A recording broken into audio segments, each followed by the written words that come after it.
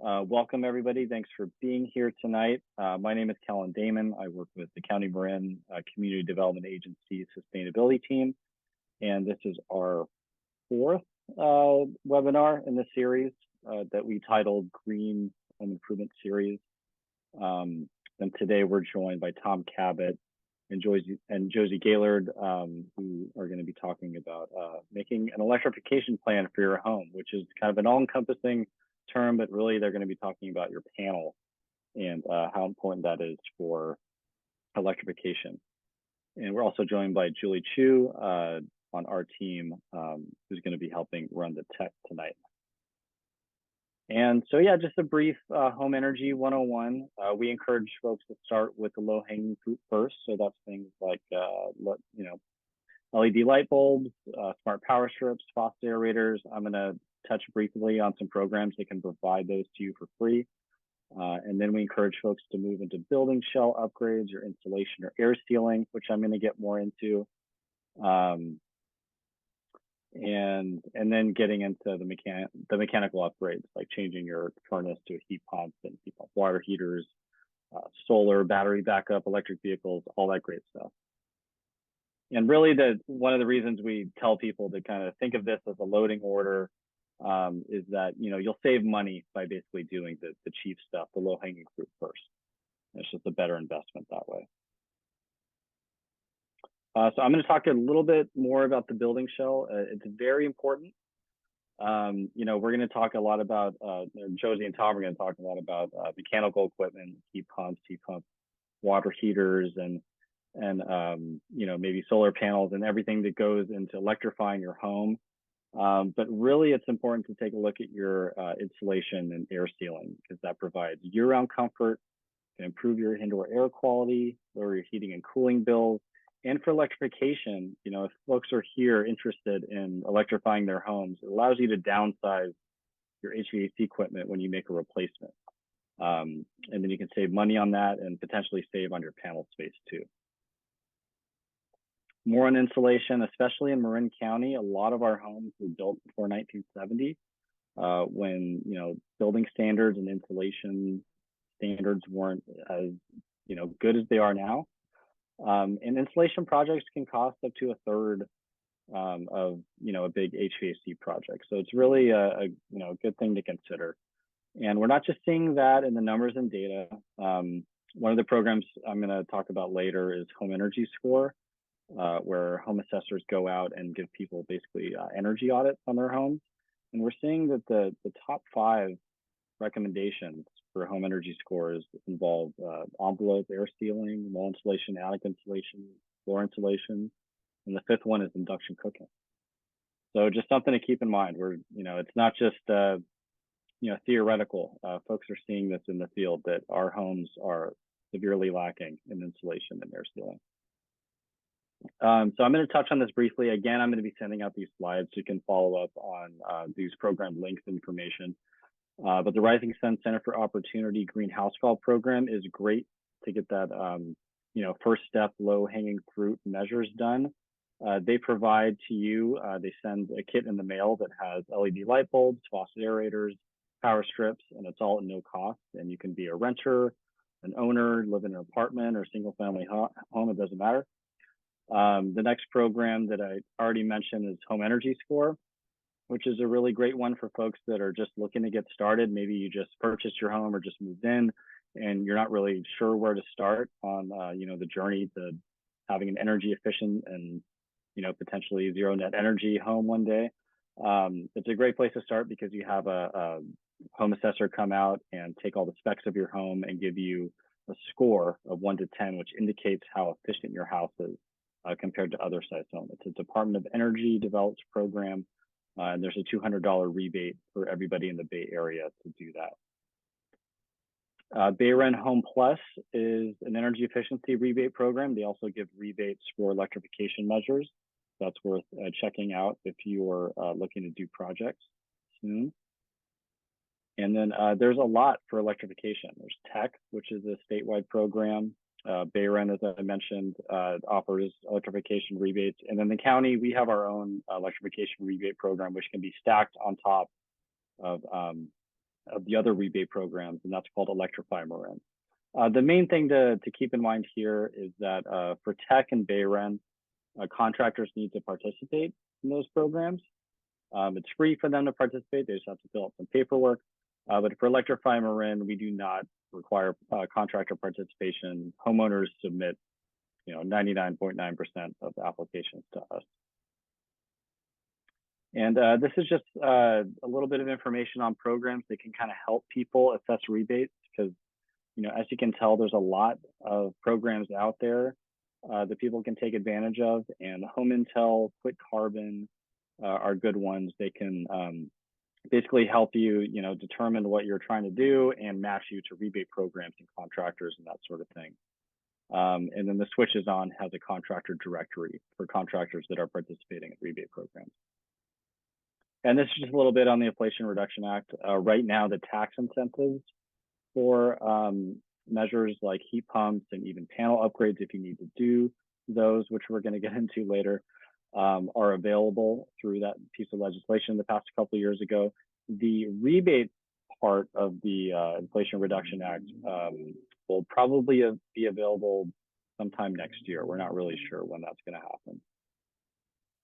But the link that I'll provide you guys, Rewiring America, is a great website for that. You can enter your zip code, what you're looking to do, your household size, income, and it'll tell you exactly what you qualify for through that legislation. And with that, I'm going to pass it off to Tom and Josie. Actually, Julie, can we run the poll right now? So we have a poll for everybody, just so we can get a sense of who's on the call tonight to kind of inform Tom and Josie's presentation. So Julie, when that's ready, let's go ahead and run the poll.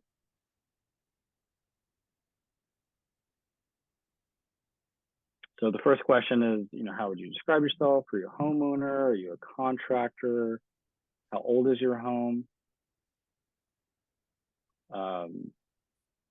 What amperage is your electrical panel rating? I'm not sure if some folks will know that. And the fourth one is, have you already installed or started installing electric replacement appliances? Are you just getting started on this, or have you already kind of done a couple projects? Great. So I'll just say what's appearing on my screen, which is, it looks like 86% are homeowners.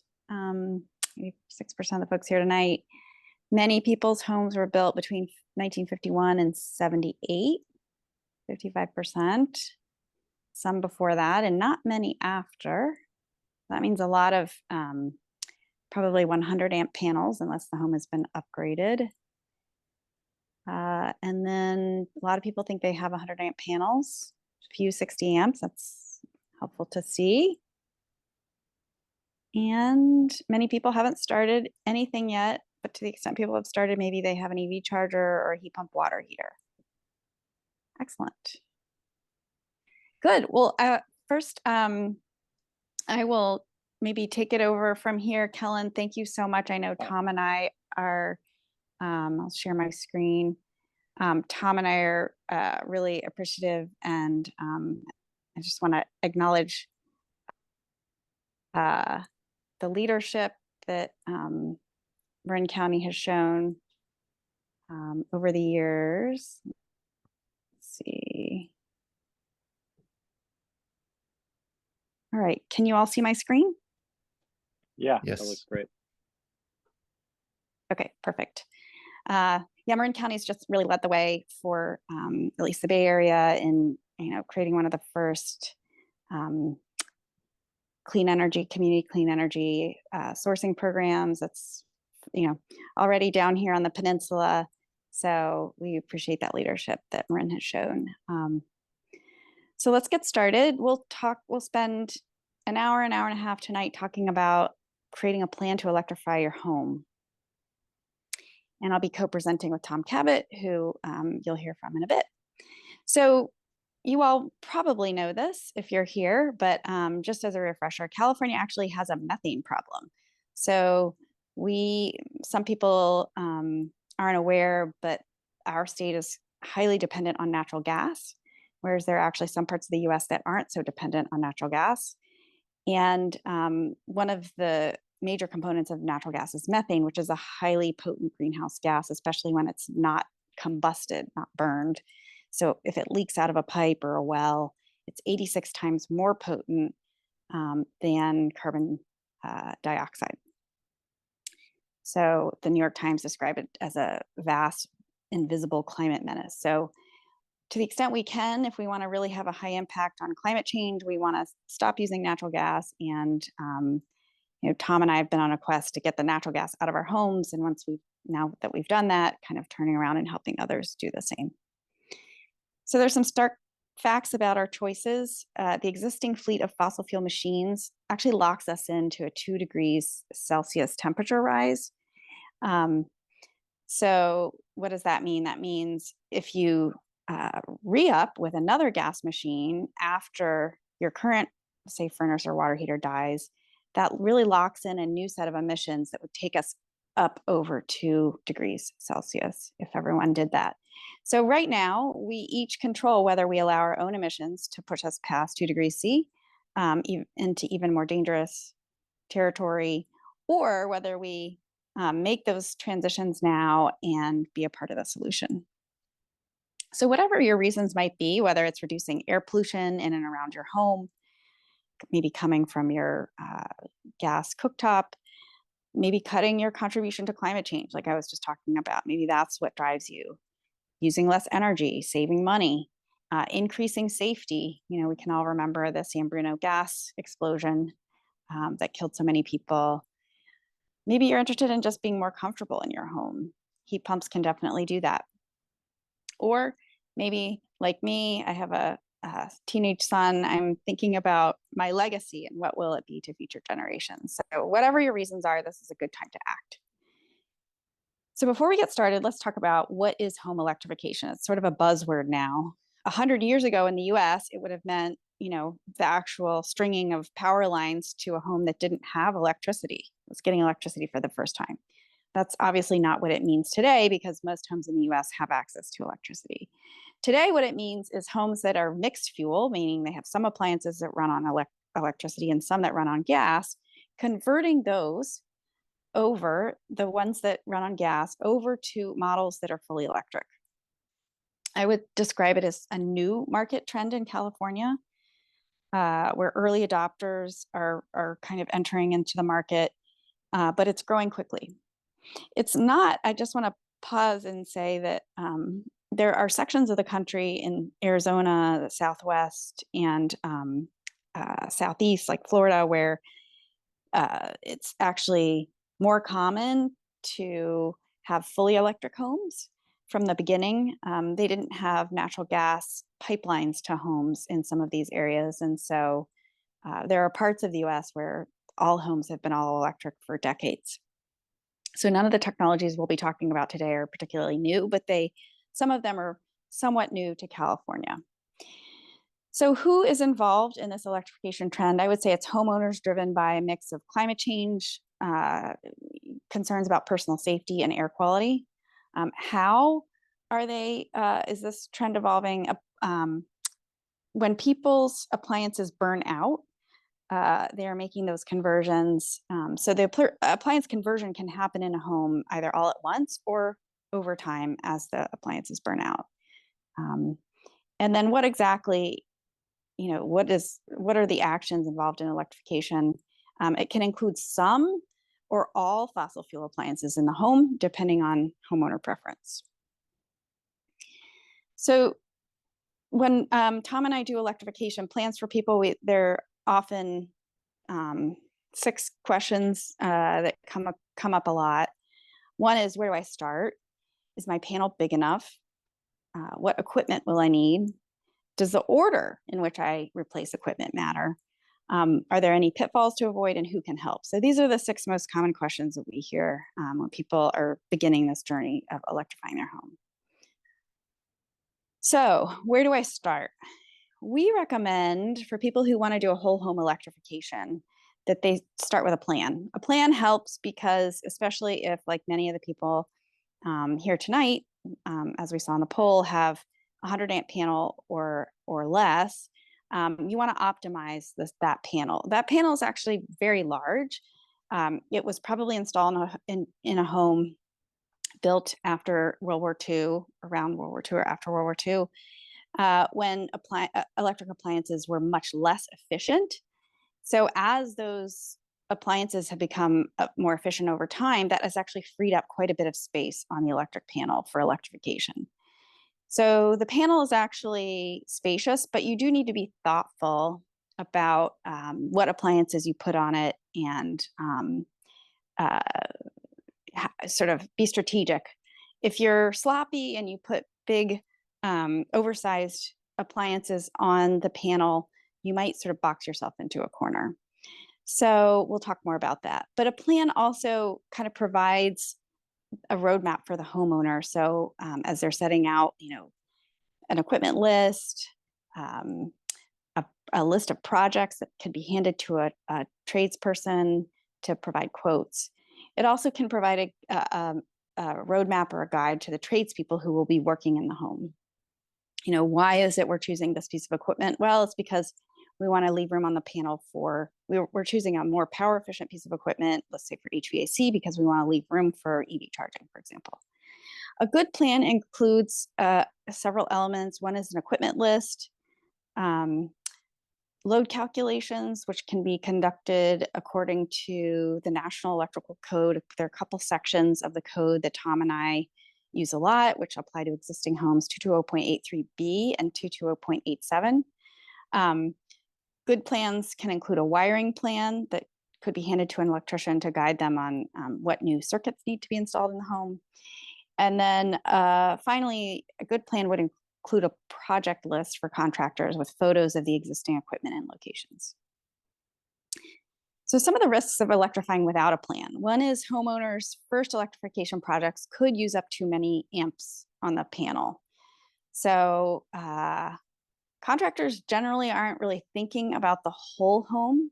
Often, when I say contractor, I mean, let's say a plumbing contractor or an HVAC contractor, as opposed to a general contractor. General contractor might actually be thinking about the whole home, but those other trades tend to just think about their trade. So the plumber's just thinking about the water heater, the HVAC contractor's just thinking about HVAC and and so forth. So a plan kind of takes into consideration all the pieces and how they're going to fit together. So one of the things we see, and we call them the worst offenders, are these 50 amp car chargers. People who they get an EV, they're worried, they want to be able to charge really quickly because they're used to kind of, pumping gas into their car and it taking about, maybe 10 minutes. And they want to replicate that experience with their car charger at home, but that's actually not a great way to think about it. Your car is probably going to be plugged in at home for 10 or 12 hours, maybe longer in a day or overnight. So you don't need a really powerful car charger. So instead of a 50 amp car charger, we recommend much smaller ones, and we'll talk about that later. The other thing we see is inefficient HVAC systems, like 50 amp systems with resistor strip backup heaters, which in the Bay Area you do not need. We'll show you one that runs on just 17 amps and that can heat and cool a 1,500 square foot home, no problem. The other risk of electrifying without a plan is, if you put some of these big worst offenders on your panel first, and then you want to try to move on to new projects, you might actually be forced to upsize your panel and your service line. Then the utility has to get involved. There's long wait times. It can take months to get that service line upgrade. And it could cost you quite a bit. We've seen quotes anywhere from $5,000 if your service line is overhead, which is easy. Or if your service line is underground, we've seen quotes of $20,000 to upsize that service line. So Tom and I are big proponents. If you have a 100 amp service, you should be able to fully electrify your home without upsizing your panel or your service lines, and we'll show you how to do that. So the first big question is what I was just talking about. Is my panel big enough? Generally, yes. If the home is less than 3,000 square feet, located in a mild climate, as we are here in the Bay Area and you are in Marin, a 100 amp panel is usually sufficient. Now there's questions about electrical versus physical capacity, and we'll talk about that later. They are different. Tom actually really developed this idea a couple of years ago, which is panel optimization, or watt dieting is another name for it. And the idea is, let's see if we can make really careful choices about appliances using power efficient appliances as opposed to appliances that use a lot of amps. Employing circuit sharing and pausing devices to regulate which circuits are on at any given time. And then making sure that we size equipment correctly. Some of the trades recommend oversized equipment for various reasons.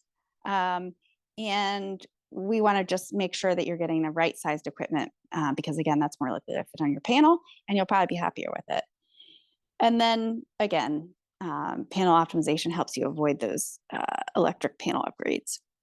So now one caveat is that homes with 60 amp panels or smaller probably should upsize their panel if they're planning to do a full home electrification. If you're just doing one or two devices, maybe a water heater and maybe a small car charger, you could get by on 60 amps, but eventually for the whole home, you'll probably want to upsize. So to make this point, I have a graph here. This is from a study that Tom and I did for San Mateo County. We went out and provided electrification plans to 10 homes across the county from different, some on the coast, some, various sizes of home, various vintage of home, various income level for homeowners. Each of the bars here represents a home. And what you're seeing is the blue shows how much of that home's electrical panel were they using on their maximum load at the very peak across a whole 12 months, so across a whole year. What was the peak load, and how much, when they were using that peak power, how much of their panel were they using? And what you see here, we were seeing this anecdotally, so we decided to put it on a graph, and it sort of confirmed what we were noticing, which is, wow, people just are not actually using much of their electric panel. So this idea is that we're all so close to maxing out our panels and we're going to have to all get panel upgrades. It just didn't bear true. And the two homes on the right are Tom and mine, which at the time were nearly all electric. We should update this now because they're both now fully electric and still using under 50% of the panel capacity at our peak in a given year. This is another study that was done by Home Energy Analytics, which has their Home Intel program, which Kellen mentioned earlier. This is a much bigger data set, but it makes the same point. The data set here is 1,480 panels in PG&E territory. And what it shows is that with these breaks at 100 amp panels, all the way up to, I think someone had a 400 amp panel here, that the orange shows just how much of these panels is not being used, right? So got a lot of empty space on panels to be used for electrification. All right, so let's dig into the plan. So what equipment am I gonna need? There are 5 common fossil fuel systems in a home. They are the space heating, clothes drying, cooking, water heating, and driving. You'll notice we don't have solar or batteries on this. So our expertise, Tom and mine, is around getting the natural gas out of the home, converting you over to electric. Solar and battery are really helpful, but they're not essential for electrification. You can have a fully electric home, as I do, without solar or battery. So 2 other systems that are less common, but that use natural gas in a home: pool heating and fireplaces. Okay, so here I'm just going to quickly walk you through, examples of homes, actual homes on the left, and then what the gas equipment looked like and what type it was. And then the replacement that we recommended on the right. So here in this home, they started out with a 50-gallon gas tank water heater in the garage. We recommended it be replaced with a heat pump water heater. In this case, it's a Rheem, 80-gallon, 15-amp heat pump a tank water heater in the garage. So you'll notice that we recommended that they go with a larger capacity, tank capacity. And that's because a heat pump water heater does take longer to recover when it's empty. So if you cannot empty it, all the better. So going up a size, these tanks are very well insulated. So, energy losses aren't as much of a concern as they have been in the past. And we also recommend installing a thermostatic mixing valve if the tank doesn't come with one built in. That enables you to increase the temperature of the tank to, let's say, 140, and then mix in cold water as it gets distributed around the house to bring it down to a tap appropriate temperature of 120 degrees. And that extends the life of that tank of water, since you're mixing that hotter water down to an appropriate temperature. For space heating and cooling, the example on the left is a home in Redwood City that we worked on. On the far left is the air conditioning compressor. And on the near left, I'll say, is a furnace, a gas furnace, which many of you will probably recognize, that was in a closet on the first floor of their home. We see a lot of these. Sometimes people have AC, sometimes they don't. But in this case, we recommended the equipment on the right, which we're very fond of. It's a very power efficient piece of equipment made by Mitsubishi. It's a 3-ton inverter-driven heat pump HVAC system with a central air handler. So the air handler is that gray box on the right that will drop right into where the furnace is. You can see it looks almost identical. So that piece goes right in there. And then the compressor, which is the piece on the far right, will go and replace the air conditioning compressor on the far left. So the format of that Mitsubishi compressor on the far right is really slim, fits along a side yard really well. It's extremely quiet, and will be a huge improvement for this family in terms of like the noise it creates in their backyard. And it'll deliver heating and cooling for the whole home. In this home, again, this Redwood City home, they had was an 8-burner, 48-inch gas Gen Air range that had come with the house. And we were able to identify a 48-inch AGA induction range that could drop right in. And it was interesting. I thought, I don't have a fancy range like this. And when I was looking at the prices, I thought, oh, wow, that induction range is really expensive. And then I looked at the price for replacement 48-inch gas Gen Air range, and it was actually higher than the induction cost. So don't necessarily assume that the induction will be more expensive. In this home, they already had a resistance, electric resistance dryer. So that uses like the same element that would be in like your toaster oven to heat up your clothes. And we recommended, although it was already electric, we recommended going with a heat pump dryer in order to free up some amps on their panel. So that, we actually often recommend that. The heat pump dryers are just so much more power efficient. And for this home, we recommended an EV charger, the wall box pulsar on the left, which can be adjusted down to 13 amps.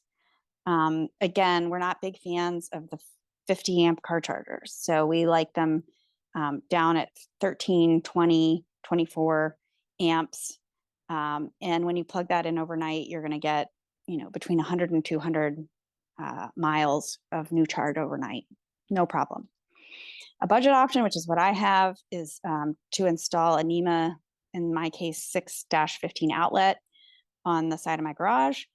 And that can deliver 12 amps on a 240 volt circuit, which provides over 100 miles of charge to my car overnight. It's about 10 miles per hour of charge. And then here we have circuit sharing and pausing devices, which we recommend for many homes, especially homes with 100 amp panels. The device on the left is called a simple switch. It allows 2 appliances to share one circuit. So for example, I had something like this on my for my EV charger and my dryer for a while, where when the dryer was needed, the EV charger was paused, and when the dryer was done, the EV charger kicked back in. So it has intelligence, and it can decide,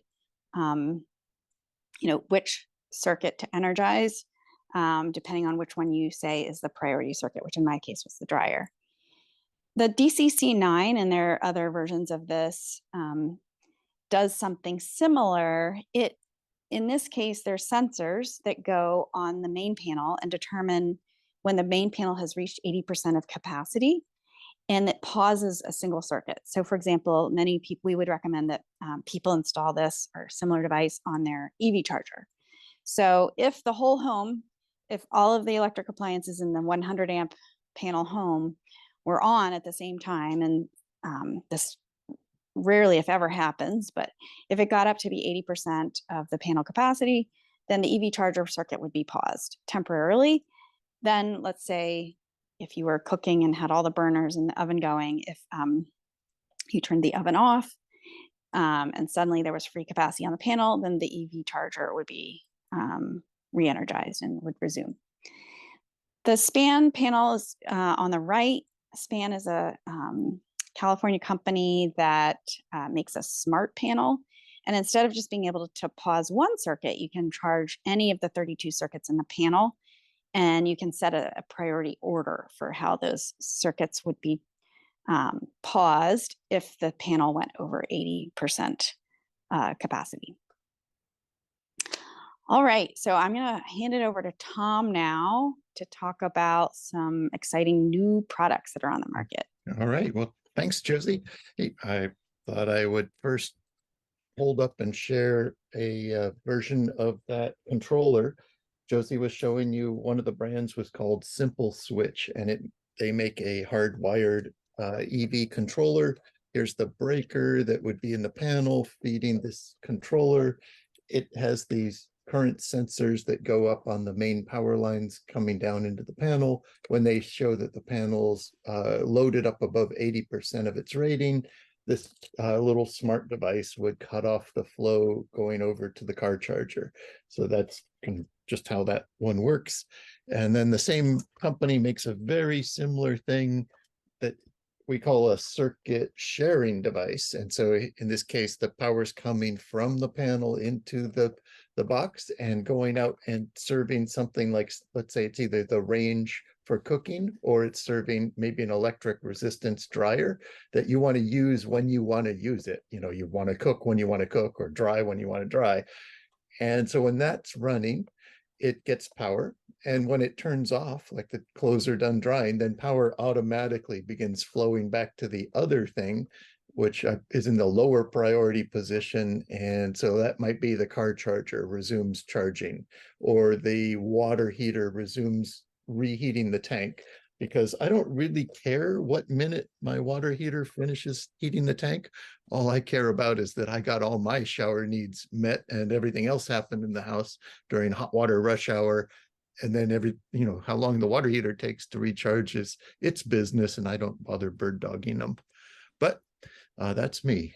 So Josie's set us up here. She's going to be able to control the slides and move us forward when we get to the part to skip. But right now, I just wanted to show you a couple of new products that have come on the market recently that are real power savers, and they can also save circuit spaces.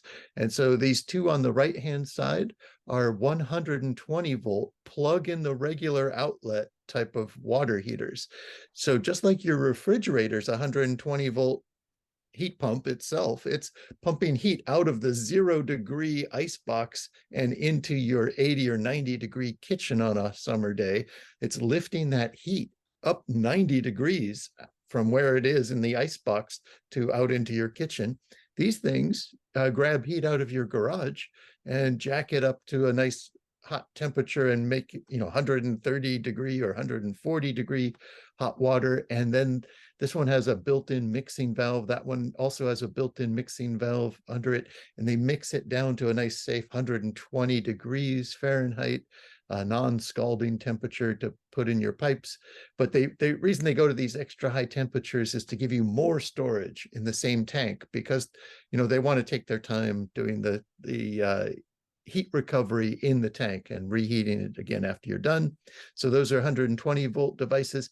I have a version of this one on the left. This thing is a 120 volt plug in the washer circuit, regular washer and dryer combined into one machine. So I put dry, dirty clothes in, and mine's slower than this one. This one's new and fast. Mine, I come back at 2.5 or 3 hours later and get dry, clean clothes out. And I did not have to visit it in between or remember or forget, but didn't have to move wet clothes around. The clothes are both washed and dried in the same machine, the same way my dishwasher works. I don't have a separate dish dryer machine I move my dishes into afterwards. But anyway, this brand shown here is a GE's, and it uses a faster heat pump compared to my old condenser technology. And so it'll do the whole load in 2 hours. I see it online getting really good reviews. All three of these things are really neat because they save amperage on the panel calculation, and they save breaker spaces by not using 240 volt devices or breakers. They're able to actually use existing sockets you have, the one for the washer or the other. So Josie's moved us up to show you, when we talk about 120 volt sockets, it's these same ones you've got in your house already. And if you've got a dryer circuit, you might notice these 240 volt sockets on the right. They've got, typically bigger prong holes to handle more current on them. And next. So in our work consulting with folks, we find there's like a number of these silver bullet products that are real problem solvers. And so number one was that 120 volt water heaters, replacing, instead of using the 240 volt one that just evolved out of old resistance water heaters, they evolved it just by adding an energy saver compressor on the top, but they kept the old high wattage resistors. And now we're getting them to evolve further and make these California appropriate 120 volt products. The other thing is we find it makes sense is upsizing that water heater tank, getting a bigger tank to store more hot water so we're never disappointed, and using that mixing valve to jack it up to an even more energetic temperature that we can use to make more gallons of hot water out of that tank. Then Josie showed you some pictures of those very power efficient combined heating and cooling, the heat pump that can cool you in the summer and heat you in the winter, and can be down for a 3-ton unit, which is plenty for most of our houses, up to say 2,000, maybe 2,500 square feet, even bigger if you're willing to insulate thoroughly, like Kellen was talking to us about earlier. If you're willing to do all that air sealing and insulating, you can get by with even smaller heat pumps. So there's a good reason to pay attention to that air sealing, but I don't want to delay anyone in getting a heat pump. If you've waited already 10 years and you haven't insulated your house, I don't want you waiting until you do. I want you to get a heat pump and then continue waiting as long as you want to insulate. That's up to you. So the other thing is having these centrally ducted heat pumps that Josie showed that has that gray air handler that just replaces the furnace in its same location. So it's kind of just a box swapping install job there. And then there's also sometimes when you get into real space constraints, like your water heaters in the middle of your house and next to a bedroom, and you want it to be quiet. So there is a split heat pump water heater that has the compressor unit outdoors gathering heat from the yard, and it pipes just hot water over to the silent tank that sits in your internal closet next to your bedroom and has the water storage. That type is more expensive than the unitary ones that go well in the garage, but it is an option if you have the case that needs it. Then I've already mentioned those combo washer dryer machines that I like. And then we've talked about different brands of these resettable EV chargers. And so the wall box one mentioned here has internal dip switches that can be set by the electrician to set it to some number of reasonable amp flow. And what happens is having say 16 amps of flow on a 20 amp circuit. That's what they arrange for an EV charger at a moderate power. That's enough for 39,000 miles of charging a year if you're only charging 8 hours a day. And so that's a lot of miles you can get off this reasonable size circuit. So that's one reason we're trying to advise people, don't go hog wild on painting yourself into a corner with an oversized car charger and causing yourself $5,000 to $30,000 of electric panel upsizing. Just be reasonable, charge each day, get your needs met. And then there's this new Emporia smart charger that I mentioned in the chat, and it's on here too, that it figures out how much available space there is because it has its own built-in CT clamps, like this sensor I'm holding, that go on the wire, and they figure out when you've got extra power and they let the car use it. So, and then we also, Josie mentioned, when you're really trying to power a huge house on 100 amps, let's say you had 4,000 square feet and up, you might want one of those span panels, a smart panel that can prioritize all of your circuits or follow your priorities, but to pause additional ones if you needed more pausing. Next. So that, that was kind of those silver bullets, but they're all just ways really that we like that help you lower the total panel amps that you're having to supply through your electric panel. And so now, just to back through them again in kind of theoretical terms, it's picking the high efficiency heat pump equipment. For example, they have these terms like heating season performance factor or coefficient of performance, but you want to pick those bigger numbers that are more efficient. They supply more heat per unit of electricity. So that means we can get down to a smaller circuit loading. And then pick power efficient versions of the heat you're supplying, the water heat version, we've already talked about that, the dryer, we've talked about that, and cooking. So induction cooking is pretty much as right now as power intense as regular resistance or radiant cooking, but they're just cooking the meal a lot faster, but it's kind of the same power, just less energy, fewer minutes of doing it. But then, focusing in on the EV charger, that EVSE, we call it, just right sizing that thing and not oversizing it. And then avoid oversizing your heat pump. So in our climate, 2 to 3 tons, and what a ton is, it's industry jargon for how thermally powerful the heat pump is. And each ton is 12,000 BTUs per hour. And our old furnaces that we've got, they're kind of gas-fired rockets, and they're really oversized for making us comfortable. But they can rocket the temperature of your house up and past your comfort level or your setting, and then it shuts off and you go into some kind of a free fall in temperature till it's too cold, and then it turns back on and rockets you up again. Whereas these good inverter driven heat pumps that we're recommending, they have controls in them that just kind of zone in on the right power level to get your house to your target temperature and keep it there without jerking you around or leaving you in free fall like your gas furnace does. And they actually work better when you size them smaller, and they fit better on your existing ductwork if you size them smaller. And then to relieve any anxiety you have, you really ought to pay attention to Kellen's air sealing and insulating advice. That's the way, after you put in this right-sized heat pump, air seal and insulate down till it's all working together as a great system. All right, pick multifunction devices.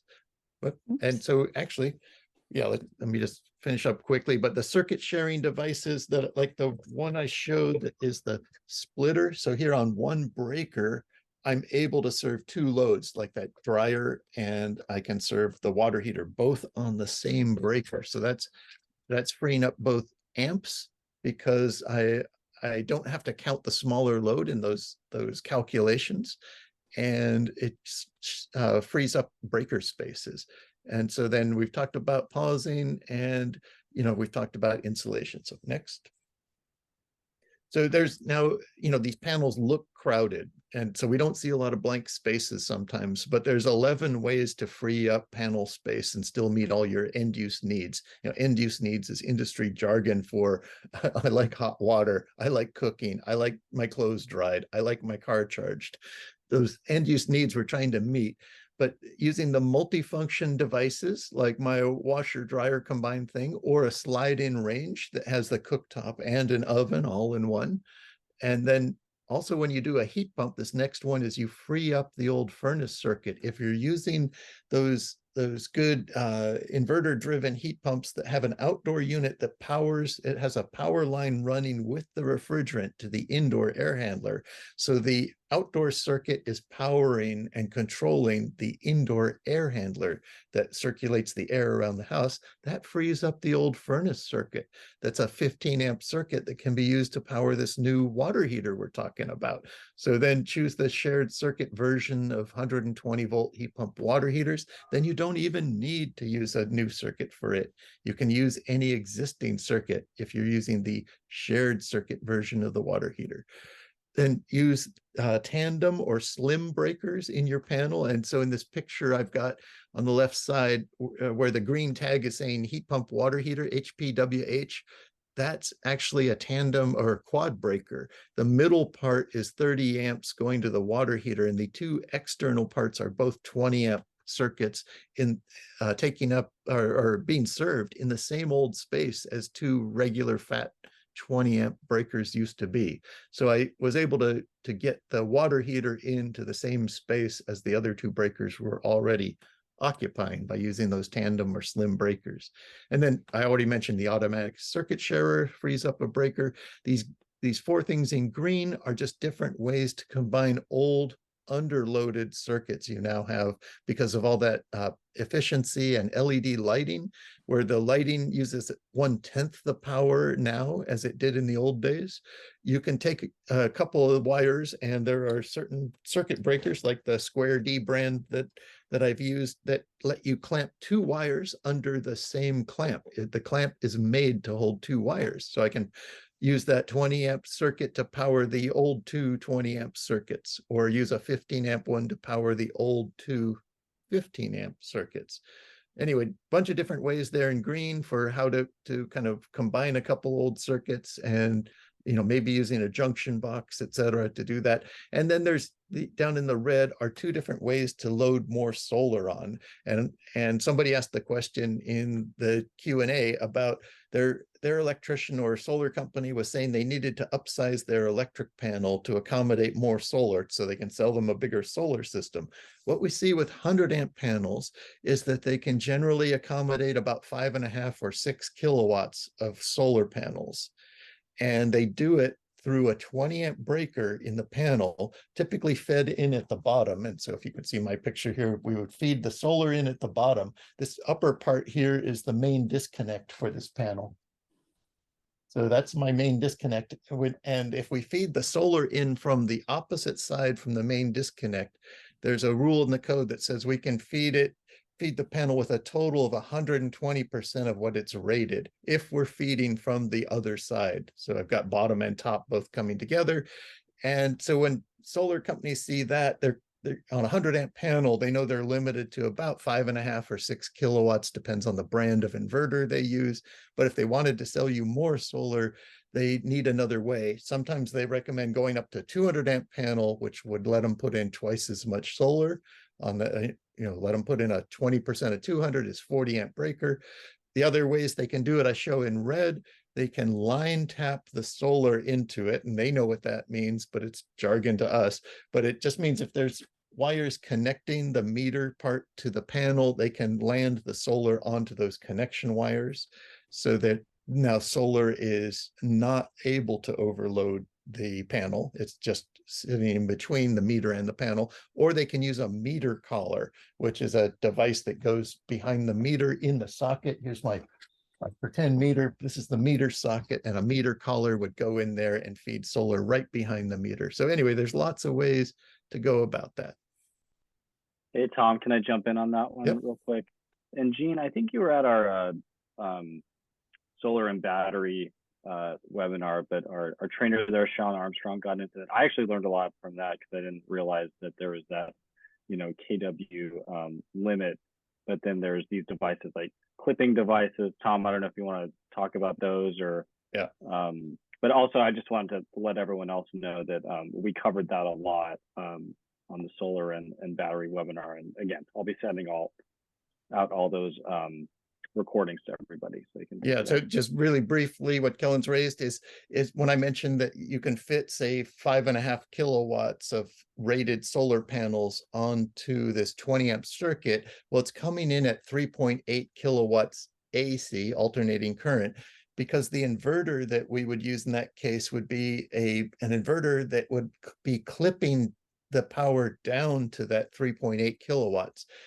There's only a few hours in the year when everything's unshaded enough and the sky is clear enough and the panels are cold enough that they're really performing at their top rated power. Most of the time they've got a layer of dust on them and there's a little bit of shade and the temperature's not right, or somebody got the sniffles. So somehow, most of the time our panels don't produce their maximum rating. So these clipping inverters only have to clip a little bit off, but they're still able to help fill in the shoulder hours of the day when the sun's going down a little more, and then they can keep filling and keep delivering that full 3.8 kilowatts across the 20 amp breaker. So that's why I say you can go over 4 kilowatts on this 20 amp breaker using a clipping inverter. All right, so what we run into a bunch is the whole issue of, does the order I do things matter? And we no, we've got to do most everything. We really have to decarbonize. It'll be great if we get efficient also and follow Kellen's advice to do air sealing and insulation, but you do not have to defer electrification until after you get to projects you've already put off for decades. It's okay to electrify first, but take it into account that you're going to be coming back and doing more building shell efficiency or replacing your windows or whatever other things you want to do. Take it into account and avoid oversizing your heat pump, and don't pay for too much heat pump and too much having to increase your air return size on your heat pump because you want more heat pump. Go ahead and have the courage to put in a moderate, to small heat pump, and then bring your shell down to it if that's the order you want to go in. So, the one thing we noticed too is that where order may matter is if you don't live alone and your water heater goes out, there's somebody in your house who wants you to get that fixed ASAP. So you may need to be thinking about what kind of water heater is going to work. Can I work a 120 volt in here in a day when I need to? And right now there's special order devices. So if you think your water heater is near the end of its life, you might want to special order that 120 volt water heater, because it'll be a year or so till they're just normal order devices. Anyway, yeah, so that's probably for me the big emergency is water heating and trying to meet that need to keep family harmony. Tom, there's a good question on that, just to jump into the Q&A. So this one's from Andy. It says, Tom, currently there are a lot of mailers saying heat pump water heaters, big rebates, get it now. But a 5-star Yelp review company told me $10,500 to install a 120 volt plug-in heat pump water heater in the garage. That Ream water heater lists at $3,200. The only extra work was a 15-foot condensation line with a sump pump. Why $7,000 for 6 to 10 hours of plumbing work? Sounds like they want to jack up their price because of the rebates. What is your take? I think you're right. That sounds like how supply and demand and revenge of the blue collar works. So, it's a good skill to learn how to do yourself. And so that I will might say be that, sorry, Tom, our rebate program, Electrify Marin, we do not need participating contractors, and we have had a lot of DIYers. I just want to put that out there. Yeah, I think it makes sense. And, lots of people DIY water heat and or you can go on these services like Thumbtack or others, Angie's List, etc., and find a handy person and buy yourself a water heater and find your handy person to help you install it. Down here in the South Bay, I'm part of a nonprofit called sunwork.org, and we install heat pump water heaters, and it's around $5,000 to $6,000 for installing it with a nice copper piping system and insulating all that piping and putting in the circuit. So, you know, it's possible to do it for less. And then if you do it yourself, you can definitely save money. And the 120 volts are easy to do yourself. And you can even, for capping the gas, you can buy a little brass cap that goes right on the end of the gas valve where the hose, the gas flexible hose was coming out of that valve to go to your water heater. So you turn the valve off right at the water heater, unscrew the hose, screw on this cap, and you can use the right gray Teflon tape for gas piping, and yellow Teflon tape for gas piping. And then, you know, that's capped right there. So, yeah, I recommend doing it yourself. I see these high bids, you know, high rebates lead to high bids, and that's just a problem. You know, I think our rebates are too high, personally. Anyway, so does order matter? What Josie and I are getting at is order doesn't matter much if you have a plan. So maybe one of the first things to do is work on making a plan. And then, but if you've got a you know, an issue with, like, I can't plan, I don't like making plans, well, then I've got one alternative to making a plan, and that's just do each thing right when you do it. So you're trying to operate without a plan, but just do the right things and get the small amperage equipment, and you can get it all to fit on there. So, yeah, so we run into, okay, what are the pitfalls to avoid? And then Josie's already hit it. It's like, avoid those oversized chargers and oversized HVAC equipment. You can still put in large wire that could handle that high amperage in the future if somebody else wants to go up to that size, say when they want to pay this $5,000 to $30,000 and wait however long for PG&E to do the panel upsizing after you sell the house. Let them decide that. But if you put in the big stout wire for them, they can still serve all those amps across the big wire.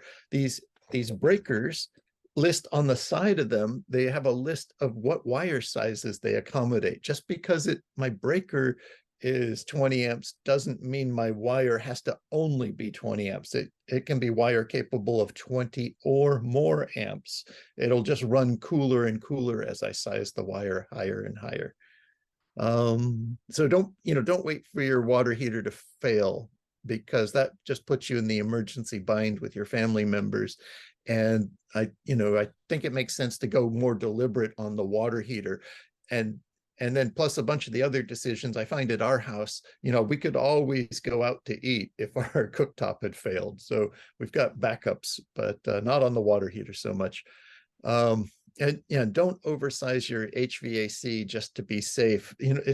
There's a split incentive between the contractor and your operation, and the contractor wants to kind of insure themselves or indemnify themselves from any problems by selling you a bigger rocket that can raise your house temperature faster. But it may be in your interest to have a more patient rocket that slowly raises the temperature. And the way we live with heat pumps is we don't set them down too low at night.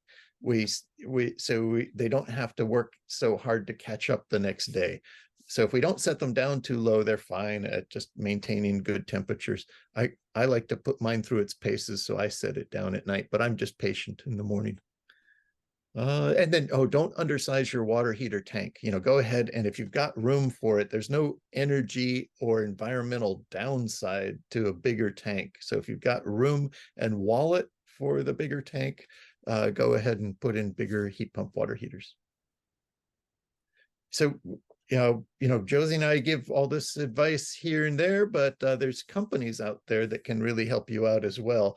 And so there are concierge services, like the top bullet on their top of that list is quitcarbon.com. They follow a bunch of the advice we're talking about and make that advice available to their customers. Also, the folks at Home Energy Analytics in the second bullet, PG&E's Home Intel program, both of those are provided free to the clients.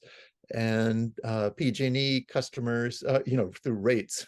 We all pay for PG&E's free program in the second bullet. And then Quit Carbon's got their own business model where I think contractors are paying Quit Carbon to be involved in the program. And then there's consultants you maybe will find who know the relevant parts of the code. Also there's next door groups that are starting up in different places. And I recommend you guys look at starting one in your area for home electrifiers. And it's a place where you can have a group of people who are trading information about, what is their journey like? Who are they finding who's able to help them out?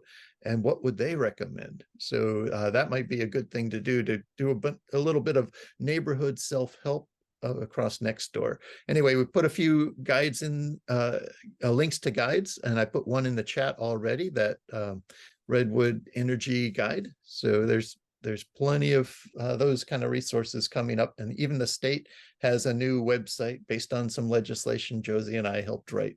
So that's out there now too. All right, so Josie, I forget, is this your part or mine? Still you. Okay. All right. So those steps for making that plan. So it's go to the home, gather the data about it, and then size the heat pump for that heating and cooling, and then do some electrical load calculations to get the permission to load all this stuff onto the panel. And then it's select the equipment that's going to work for you and fit within that, and kind of gather all that together, which is pulling together the plan. So next.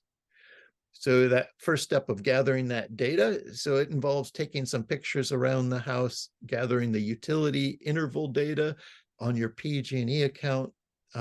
There's something PG&E offers called My PG&E, and you can go to that and download your electric usage data. It might be in 8,760 hours, all the hours of the year. It might be 4 times that data because it'll be every 15 minutes. They provide it different ways to different customers. Anyway, getting that electrical load data and then getting the daily gas load data, both of those are really helpful in making the plan. The electric load data can help you see how much of your panel you're already using, and I'll show you that in a few minutes. And the gas use data, we can use that from the highest load day of the year, like when you use the most gas in the winter, that one really cold day, and use that to figure out what is the right size of heat pump that could deliver all that heat that the furnace did and deliver it in a reasonable time, like 12 hours or 16 hours, and have still time left over in case the weather got even colder. So that's why we're getting the utility data and what we're going to do with it. So back to this, you go around the house, you take some pictures of the relevant stuff. And so there are going to be pictures of the electric panel, and we've got that close-up one showing, trying to get in there to see some of the numbers, amperage rating numbers on those breakers. And then we also like to see a picture further back where you can see the roof and the ground, so you can see what's around the panel. Because if you've got a case where your gas meter and your electric meter are close together, it's going to be hard for you to get permission to put in a bigger panel if your gas meter is too close to it. And so that's another reason you want to watt diet and keep your existing panel location and size, so you don't have to deal with PG&E's rules about now how they approved them so close together and now they won't approve them close together. So that's one of the types of pictures here. We've got the more distant picture of the water heater. We want to see what's around it and show that to the contractor. And then up close pictures of these nameplates on your devices that have information about the volts and amps of that equipment to use in the electric load calculation. So that's the 2 hard data things. And then in the middle right there is the important filling in the sandwich. Talking to the homeowner, and that could be the family members, about what are their observations about the comfort of the house, any problems they want solved in this round for comfort, any things going right and wrong, what do they like, dislike. And you know, what types of systems are they wanting? You know, is safety important to them? Do they want to switch to induction cooking, or they want to go to something else? So anyway, those types of questions. All right. So, you know, we want to know, when we're talking to people about a plan, we need to know, what kind of gas appliances are you thinking of replacing? Like, do you have a gas fireplace and you want to put in an electric one? Because they make some nice ones now that run on 120 volts, and they even have a little bit of a heating element in there to give you a little bit of warm air out of that thing. But they're really nice entertainment devices, I find. They're kind of relaxing. Do you want to leave some space for an EV charger, given that California looks like it's got a pretty electric vehicle future in front of it? It makes sense for that. And so that's one of the ways we focus on the electric plan. And then do you want to leave space to land a breaker set at the opposite end of the panel for solar and batteries so that you can fit them on? And then where would you put this new HVAC compressor? If you've got an air conditioner, it can replace that air conditioner compressor that's outside now. But if you don't have an air conditioner yet, you're looking for a place where this thing will be a good neighbor, where it won't blow uncomfortable air on you, and where it won't be too noisy for anyone. So these things make some noise. They're not too loud if you're getting the high quality inverter driven ones, but they do make a little bit of noise. So people tend to put them close to their own house, away from the fence a few feet, and try to keep it away from the neighbor's windows. So looking at what is the location along your, between your house and the neighbors, where it's going to cause, the least objections possible. Then other things about the EV charger, just really thinking it through. Like I said before, 20 amp circuit will give you 39,000 miles a year. Most of us are driving 12,000, 15,000. So, do you really need to oversize these things? I don't think so. Anyway, also your cooktop preferences. Do you like buttons, knobs, those kind of things? And there's a lot of variety out there in those guides. We put a link to. You'll also see a variety of devices. And so, check out all the options. And then, there's a big difference. Like my family, we're fine with the combo washer dryer. And Josie tells me, oh, no, she wouldn't want that. She likes being able to really dial in the separate cycles. Even mine is pretty sophisticated. My machine is much more sophisticated than I am. I always wash on normal and dry for, 2 hours or whatever I want on my drying. But I don't pick special cycles, but I think Josie knows more about fabric than I do. All right. So anyway, just a bunch of good questions to talk over with folks. And then, we go around the house and we look at these several really important things, kind of figure out what is the basic size of the home in square footage, when was it built, how insulated is it, try to figure that out. We're going to also look at that main breaker setting, and that's also shown in that main breaker picture in the upper side. It's a little hard to see the molded numbers on that one. I forget whether it's 100 or 125 amps in that picture, but looking at that main breaker disconnect to get the panel connection size, that's important in our calculations. And yeah, next, looking at all of those nameplate ratings like I mentioned before. And so we look at the fixed appliances, the ones that are attached to the house, like the dishwasher and the garbage disposal. So another one, there are 3 different amperage sizes of those things. And maybe the fan hood, the water heater, just trying to see how big and powerful a water heater is it now. And one of the questions we ask people is, do you run out of hot water now? And because if they've got, say, a 50-gallon gas water heater and they run out of hot water, then we definitely want to be at a big, say, 80-gallon size of heat pump water heater to give them more hot water so they don't run out. All right, so in that home tour, we're basically, looking at this list of devices and thinking through all the options for it. So that's a list to go through at your leisure. And yeah, and so these are just, we'll quickly go through these. These are just what you see on the, going through the home and taking the pictures. And this will be in the slide deck, so you can come back and look at it at your leisure.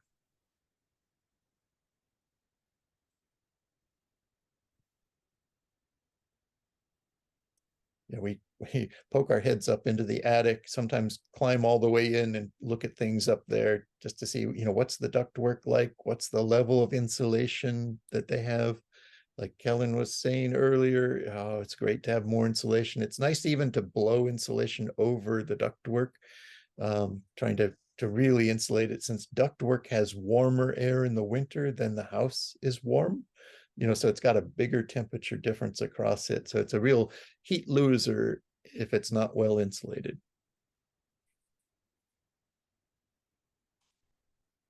All right, so then we get into sizing the heat pump.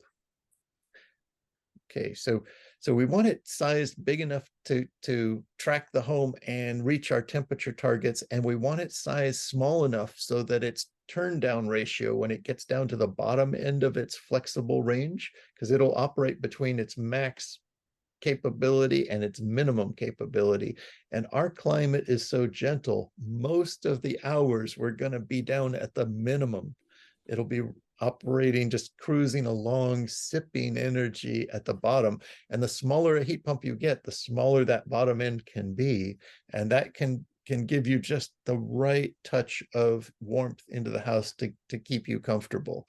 Whereas if it's oversized, then it has to turn off when it overheats the home and go to zero and leave you in kind of floating and then catch back up later.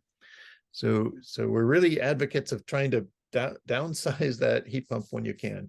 And then also the smaller ones are quieter, they fit better in the yard, and there's operating cost savings and capital cost savings.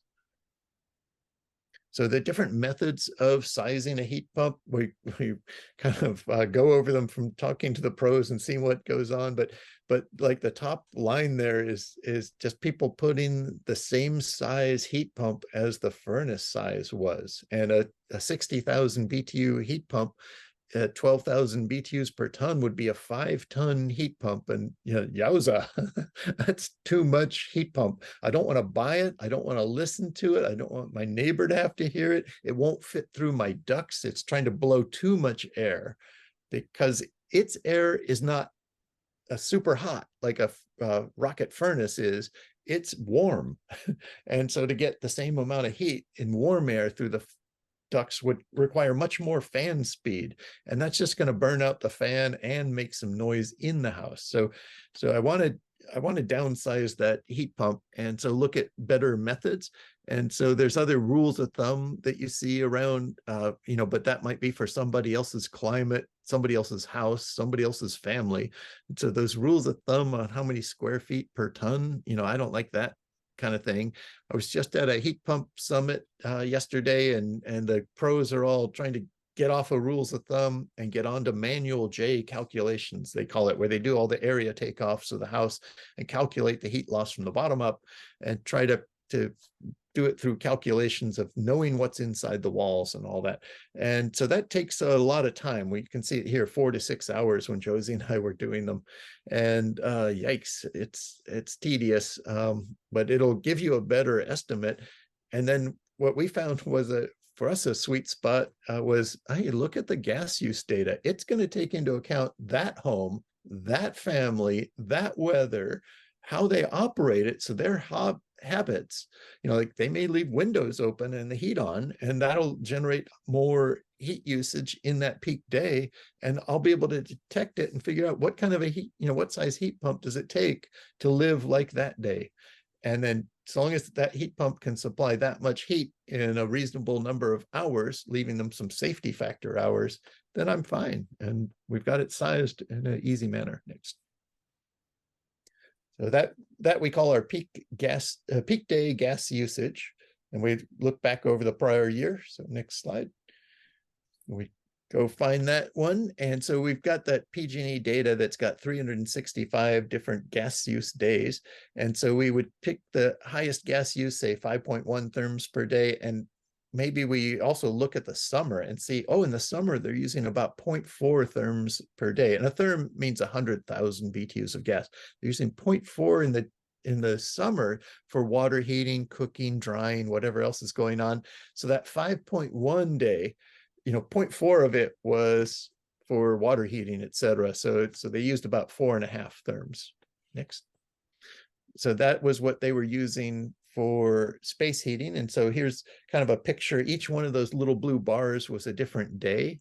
And you can see it kind of spiked up there. What is that? About 5 therms there. That 5.1 therms was the highest spike. And so we're going to try to size a heat pump in the next slide that'll be to be able to supply 4.5 therms. Oh, here we are just looking at a 3-day average, just trying to see any insights from a 3-day average, not really, but because the peak day spiked up higher. So I want to use that peak day instead. And next. So then we take that 4.7 therms of heating needed in the middle of that slide.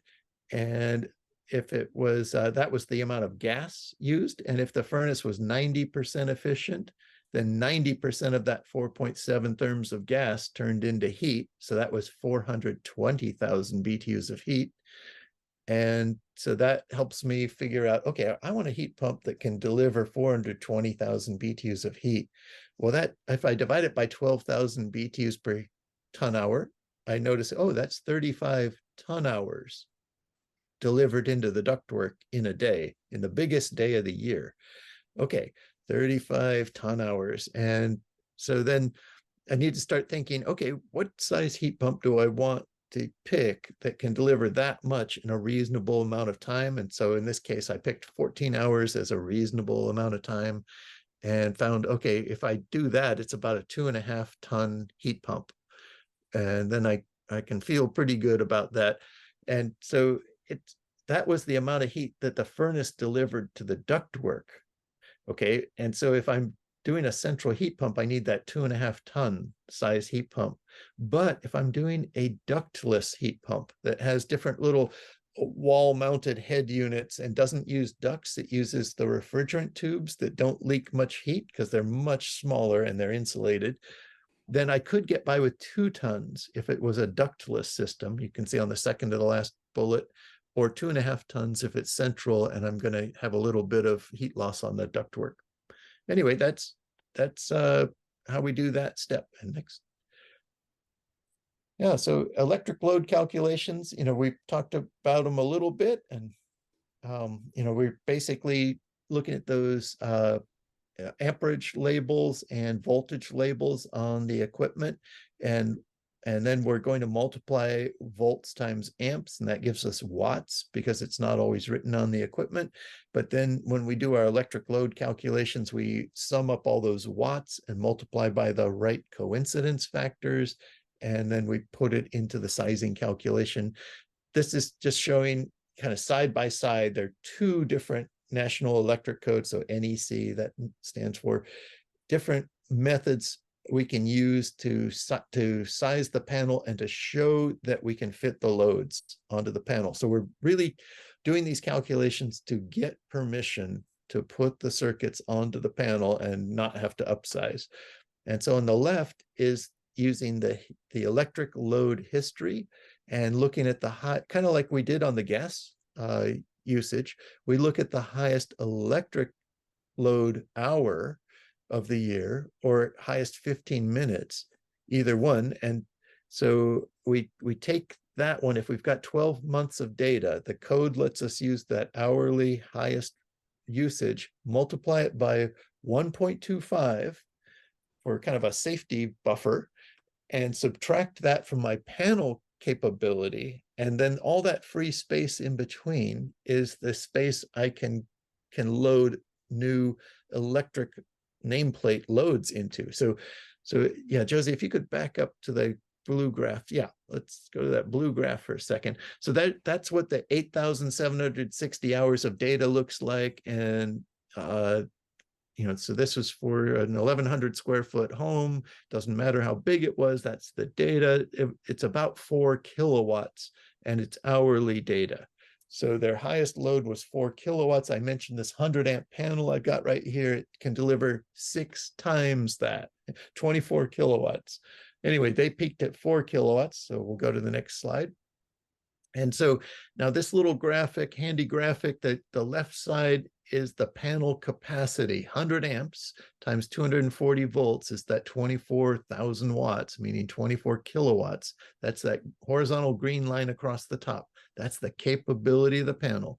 The black line at the bottom with a 0 in the right-hand corner, that's the 0 line in this graph. The left blue chart is what I just read off there, a 4 kilowatt peak load.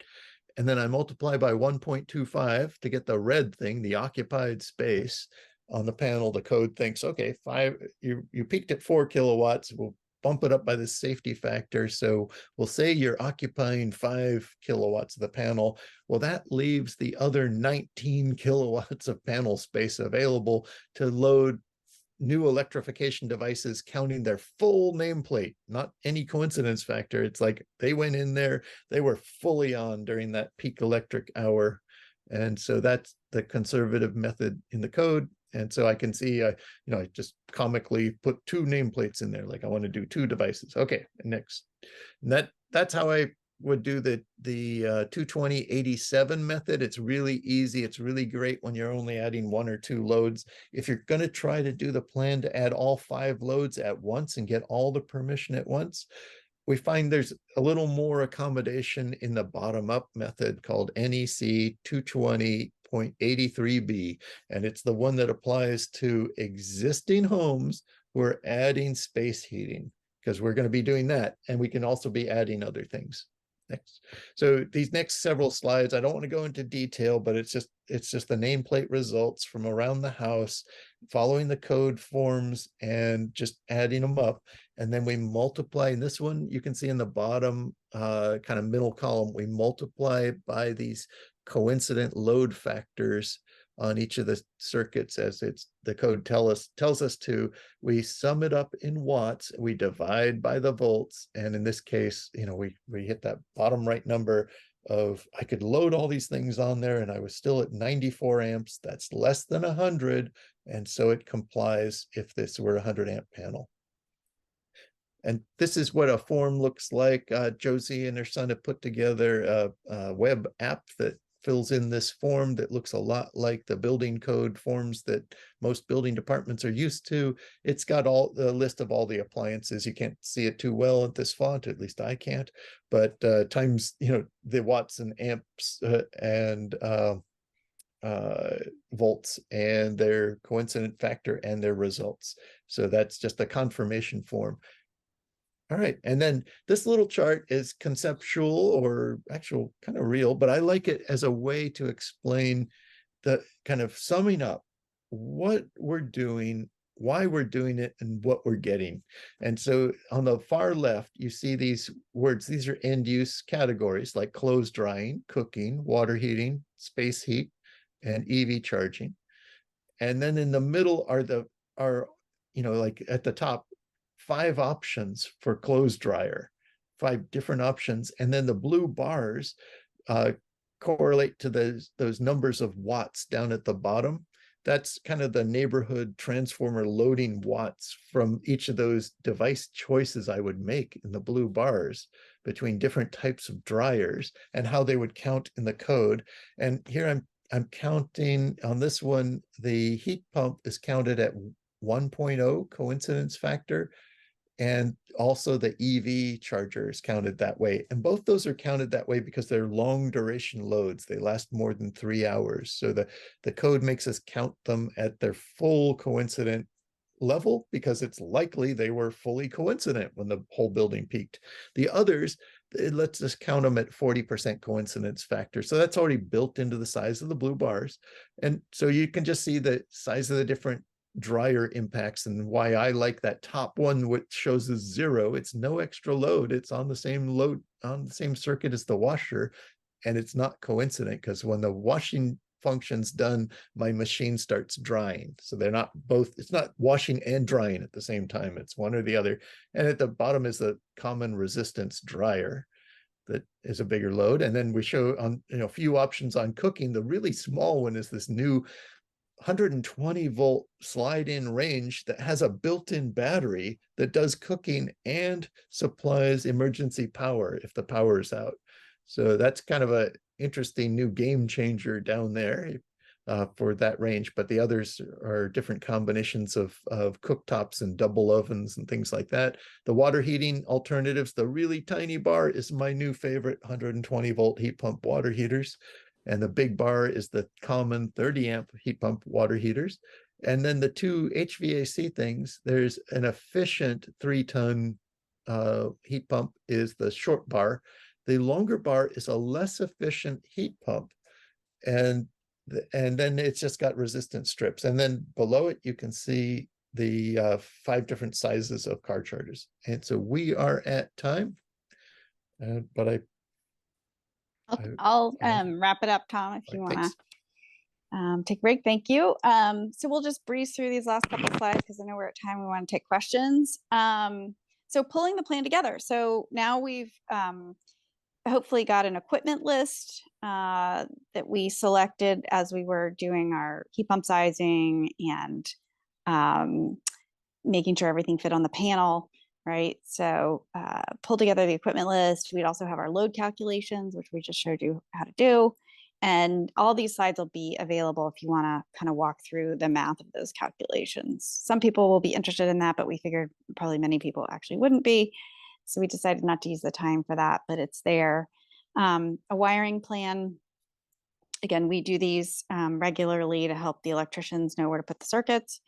And then a project list. So with all those photos that you've taken and measurements of, what physical space is available for the water heater, for example, to help the contractors know how to bid. This is an example of an equipment list that is output by the tool, the online tool that Tom mentioned, which is Zero Carbon Home. The electric load calculations that can be produced with that tool, a wiring plan that could be developed. And this is an example of the first page of the project list. So in this case, the contractor, this is the section for the electrician, and it says use the existing 100 amp service line, but modify the panel as specified in the electric panels table, which is separate.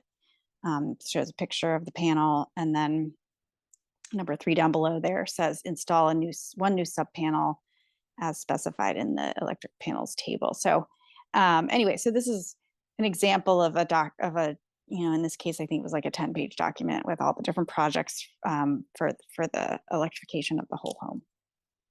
All right, and then we'll just end with some points about working with contractors.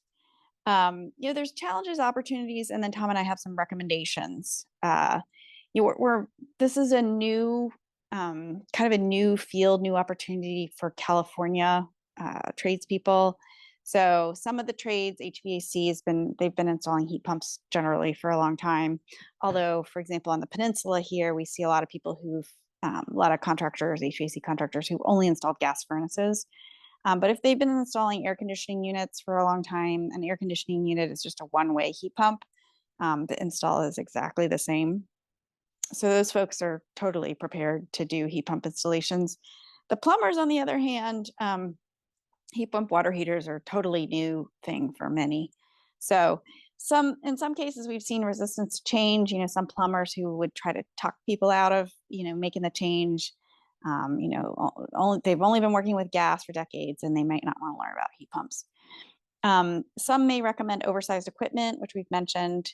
Some may not know how to do electrical load calculations. So if you're a plumber in California, you probably don't know how to do electrical load calculations. If you're an electrician, you do need to know how to do that to get your license, but plumbers may not know how to do that. So that's potentially a challenge, but having a plan, all the calculations are done for you, and that can just be handed to the plumber. Contractors may take shortcuts in doing their electrical load calculations. If they don't actually know how to do them, they just, may kind of make things up. We've seen that. Contractors may reject panel optimization. So in some cases, we provide a homeowner with a plan, they give that to the contractor, and the contractor says, I'm not comfortable with that. I don't want to do that. Generally, when they see the load calculations, they feel a little more comfortable, but we have seen people, contractors, who aren't familiar with this idea of sort of optimizing a panel feel nervous about it. Some contractors may prefer to upsell the homeowner into the bigger panel. For example, an electrician might see, $5,000 or $20,000 project, like why would they forego that? So maybe they're not crazy about optimizing the current panel because they see a profit opportunity. Some contractors may prefer equipment or brands, maybe they only sell Trane or they only sell certain kinds of equipment that maybe is actually suboptimal for whole home electrification because it's one of those big energy hogs. So, just be on the lookout. Again, we really like these inverter driven HVAC systems. So when you're, without mentioning any specific brands, if you just want to request inverter driven, that will be high efficiency and generally a better piece of equipment. Contractors may also push back on some of the load calculations or heat pump sizing. We see less of that on the load calculations. They tend to, because they don't do them themselves, they tend to defer if someone's done them. Heat pump sizing, I've definitely seen pushback on that. So what are the opportunities? Those are the challenges or the opportunities. Contractors love photos, so use them to communicate. That's why we include those in our plans. Not all contractors, though, will use a really detailed plan and the load calcs. Some appreciate those, and those are maybe the folks you want to work with.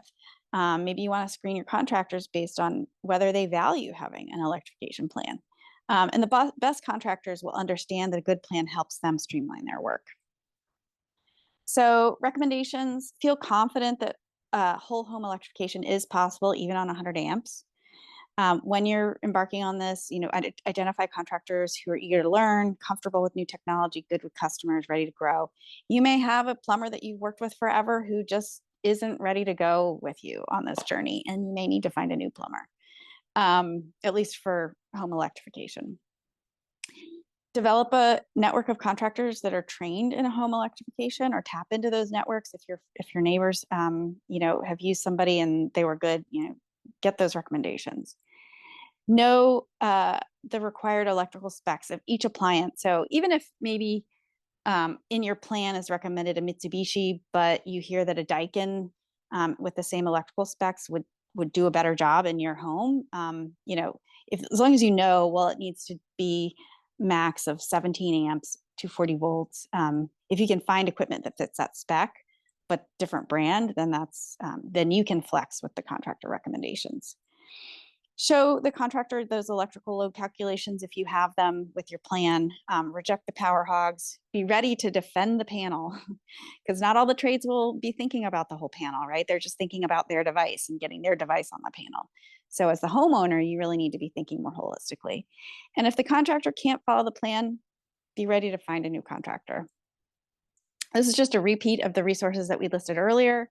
This will be available for you.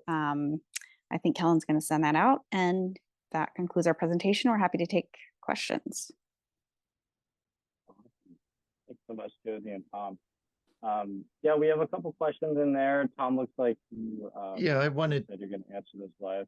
Yeah, but I just want to let everybody know, please take advantage. We have some really great experts here. So if you have specific questions or anything like that with your own home, now is a great time to get those answered. Yeah, I thought I'd start with Michael D's question. And he's asking, what about if you're hoping to use your EV as kind of backup power for your house?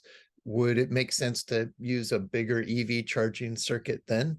And so that kind of technology is coming soon. And one of the ways to be ready for it is, like I mentioned before, using a bigger wire size to connect to your car charger up to your main panel.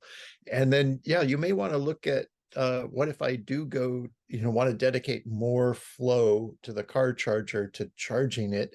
What else do I have to do in the rest of the house panel design in order to fit the other things in? Or does that push me over a limit and I need to pursue an upsizing or a more sophisticated panel like a span? Or in between would be, oh, what if I do that thing and I use one of these, circuit pausers on that bigger connected panel? So anyway, those are the different things to consider. But yeah, that using the car as the mobile battery to do the backup is definitely coming along. Yeah, one of that's sort of implicit in what Tom said, but sometimes when we are putting in EV EV charging circuits. And we know that this homeowner, to fit on the 100 amp panel, maybe is only going to be using 15 amps on a 240, let's say. But we might put in a smaller gauge, thicker diameter wire, more copper, again, so that maybe a future homeowner, if they got a bigger panel, could doesn't have to pull a new circuit. So that might be a solution to sort of for future proofing for the scenario that Michael brought up too. Yeah, and so that I see a question from Malika about what if you're pretty far along already in your electrification journey, and you're thinking, oh, can a plan help you optimize usage of your panel? If you're fairly far along and everything will fit, it's pretty good. You're going to get there. Mostly what we're doing on the plan is trying to make sure everything can fit. But maybe you get far along and you notice you are painted into a corner.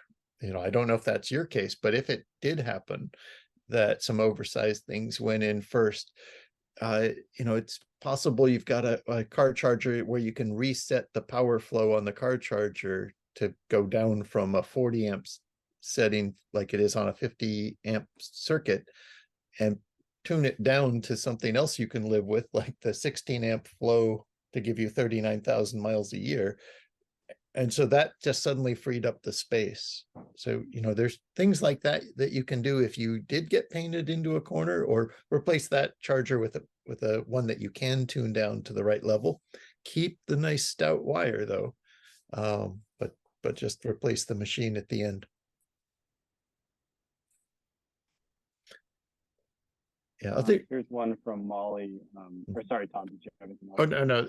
Yeah, but I was just trying to finish up and thinking, other than that, I don't know what is easy to adjust midstream. Maybe changing out the dryer and going to that combined machine to suddenly free up 30 amps of breaker space would be another move you could make that's, not very capital intense.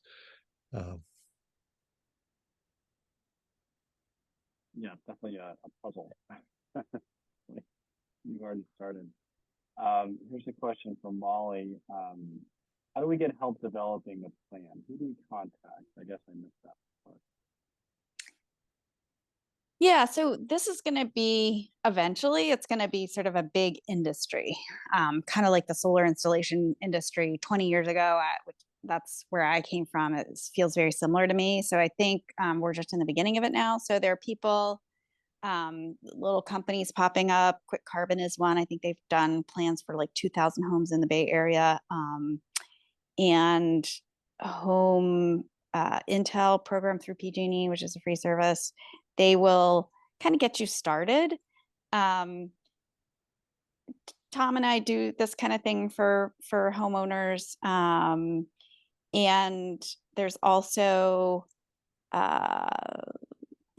if you're a do-it-yourselfer, there are tools, and they are listed in that resources that who can help slide that Kellen will send out. So there's some ideas, some places to get started.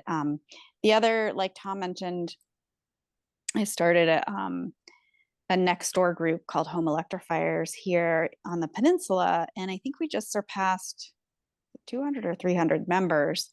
And those folks are all doing projects constantly and helping each other on good contractors and problems they encountered, and asking for advice from each other. So that can be really useful too. And then to address Jean's question, she's asking, how do you know what a solar panel and battery will require on the panel? And so we know that for solar alone, if that's what you're doing, you can get up to about 5.5, maybe 6 kilowatts of rated solar panel onto a 100 amp panel fed from a breaker at the opposite side. We know that fits with a clipping inverter. But that's about the largest size that fits.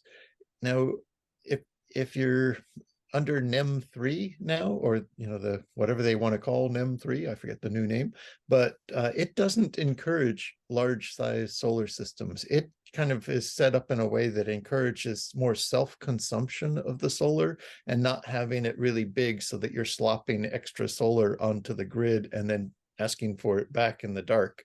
It's encouraging not as much of that. You can still do it, but it's set up to encourage you to self-consume more of the solar. So to have that 120 volt water heater that recharges its big tank across more hours of the day, soaking up your own solar energy and not slopping it back and forth. Anyway, it's a thing to work with your solar contractor on, just to see, what do they recommend? Can they design you the system that fits on a 20 amp breaker and the one that fits on a 40, and tell you the economics of both?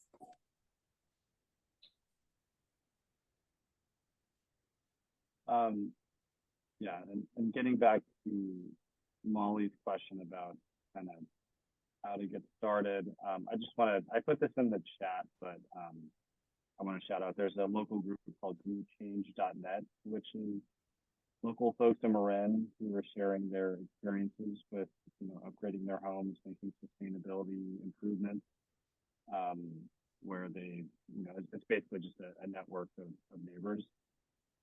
So I just wanted to share that with folks. And then also Resilient Neighborhoods is a great program. It's a 5-class kind of session on your carbon footprint, and they go over all these different projects, and it's in a fun, supportive environment where people kind of share their experiences. And so yeah, I just want to shout out those local resources in Marin. It sounds similar to the group we're talking about. Yeah, that's a great resource they're putting together, and it raises one interesting opportunity that folks here on the call may want to pursue with each other somehow. And that is, what about doing some kind of a bulk buy together for heat pump water heaters or induction cooktops or whatever it was, but getting together and sharing the experience of doing the contractor interviews and selection, and seeing if the contractor, if you're able to lower their cost of getting sales, maybe they're able to make a more competitive bid to a group of you, and trying that out.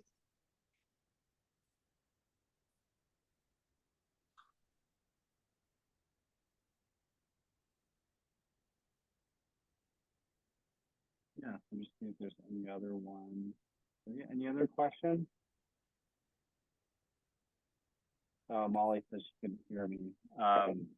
It's called greenchange.net, Molly. And then the other group is called Resilient Neighborhoods. And I'll include those in the email that I send out tomorrow.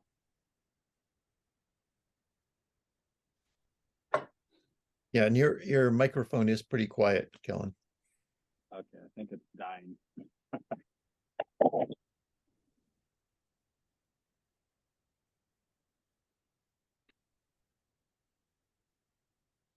All right, can you guys hear me okay? I just switched. Yes. Okay. Yeah, better. We got a last minute question from Michael. Let's see. We are also about to go solar while we try to tighten up our electrical needs, but I'm also interested in groups of people working together for increased resiliency and efficiency.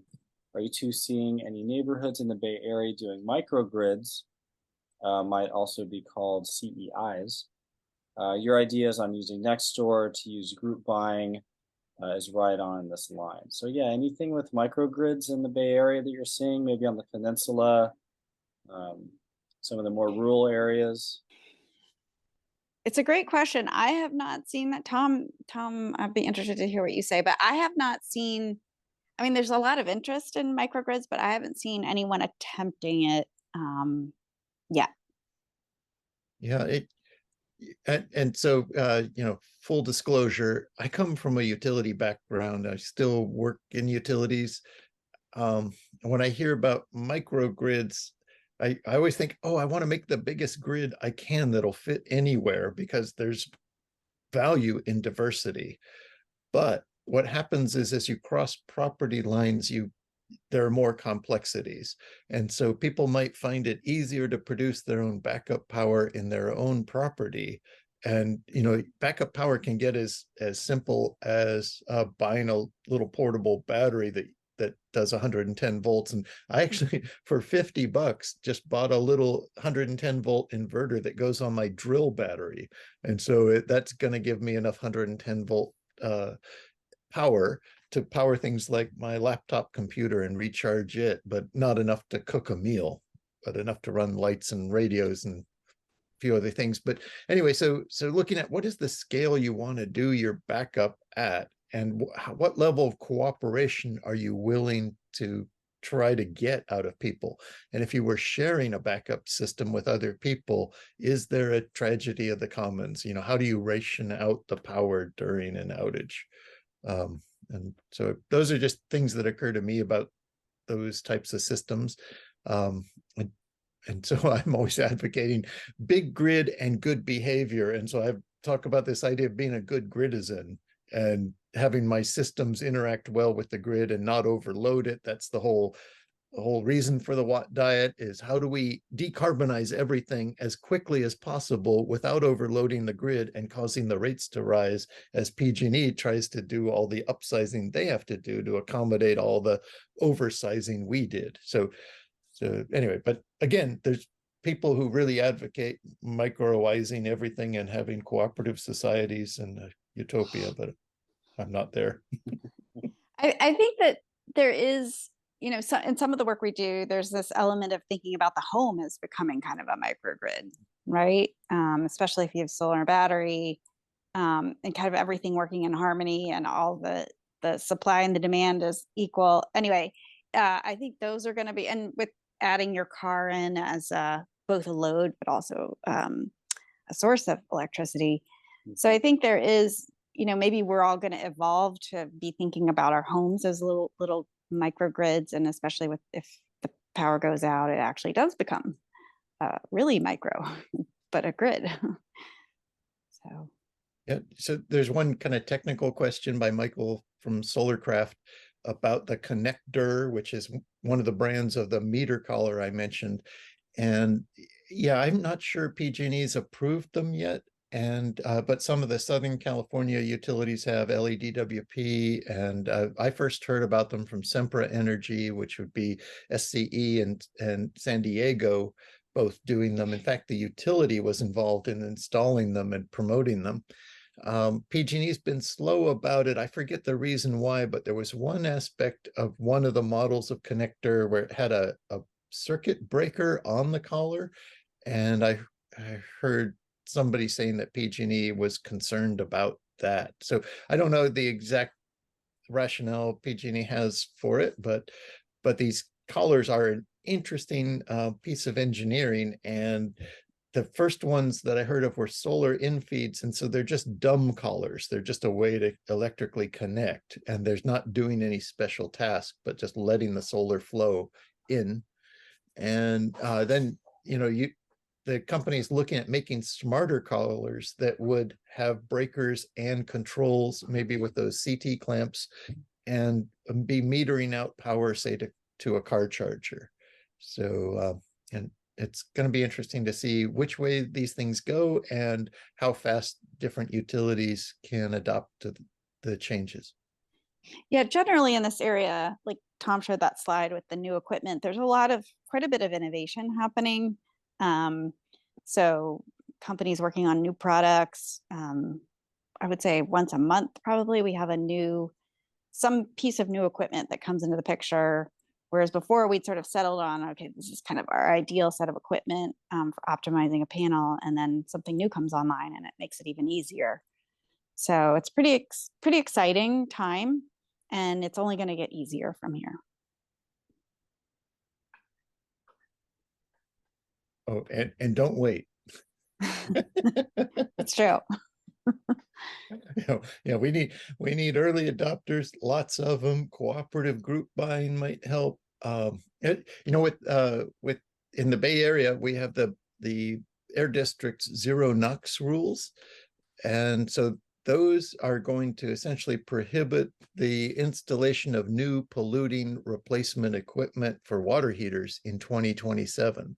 So it'll be really helpful if anyone here on the webinar can be working on getting that heat pump water heater replacement, maybe doing your own 120-volt one, or group buying together. Those kind of things will help the policymakers stick to the plan to hold this rule in place.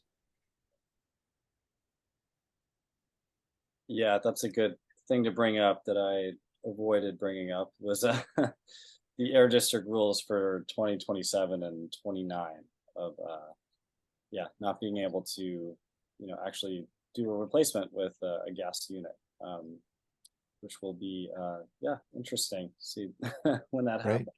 You're right. So their analysis is showing, we're not in compliance with federal air quality standards in the Bay Area. We're out of compliance. And they think that by doing these rules, they'll be able to save about 85 lives per year, and plus all the climate advantages. And so it's, the climate advantages should save a lot of lives, maybe not here, but other parts of the world where people are even more vulnerable than us. But the local pollution is here, and it's something that we can reduce and save Bay Area lives. Yeah, and I just want to bring up something that Josie brought up in the beginning of, this isn't necessarily new. There are parts of the country that have never had gas service to their homes. And, in California, the history is we've kind of gone back and forth, right? And then another thing worth mentioning is that our grid is very, it gets more and more supplied by renewable energy every day, every month. More and more solar comes online. So, we're not having to use gas and coal power plants like in other parts of the country. So it really does make sense for the environment to switch to electric for everything. And for all those other reasons too, indoor air quality, health, and yeah. Well, yeah, we're about at time and questions have stopped trickling in. So I want to thank Josie Gaillard and Tom Cabot. Thank you so much for the webinar tonight. For everybody still on the call, we have one more on electric vehicles by Ride and Drive Clean on Thursday this week. And thank you, Julie, for the tech support. And so I will be sending out the presentations, and we'll be sending out the recordings at the end of the week as well. So just keep an eye on your emails for that. And thanks, everybody, and we will see you next time. Have a great night. Yeah, thanks Thanks a lot. everyone for digging in. Happy electrifying.